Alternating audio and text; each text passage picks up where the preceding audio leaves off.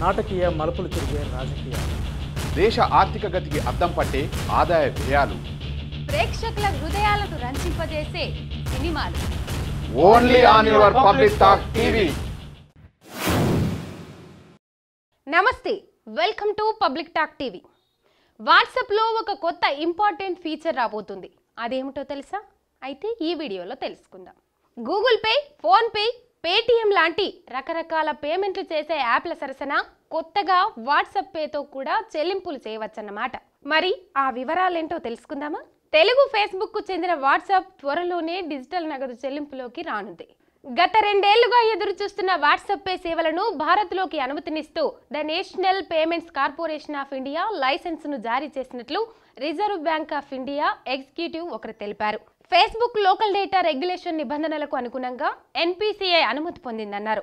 తొలి దశలో 1 కోటి మంది వినియోగదారులకు తొలుత ఈ సేవలను అందుబాటులోకి తేనుంది. తర్వాత అందరికీ ఈ సేవలను అందించనుంది.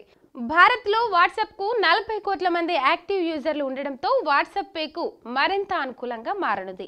ఇప్పటి వరకు ఈ సేవల్లో ఉన్న Google pay, phone pay, Paytm లాంటి వాటిని వెనక్కి నెట్టి వాట్సాప్ పే దేశంలోని అతిపెద్ద యూపీఐ పేమెంట్ సర్వీస్ ప్రొవైడర్గా నిలిచే అవకాశం ఉంది.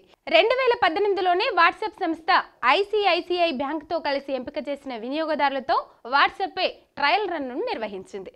సో తెలుసుకున్నాగా వాట్సాప్ పే త్వరలోనే అందుబాటులోకి రాబోతుందని. మరొక వీడియోలో మళ్ళీ కలుసుకుందాం. అంతవరకు stay tune public talk TV. Please subscribe Public Talk TV. Please like, share and subscribe Public Talk TV. Please subscribe Public Talk TV. Please subscribe Public Talk TV. Please subscribe, like and comment.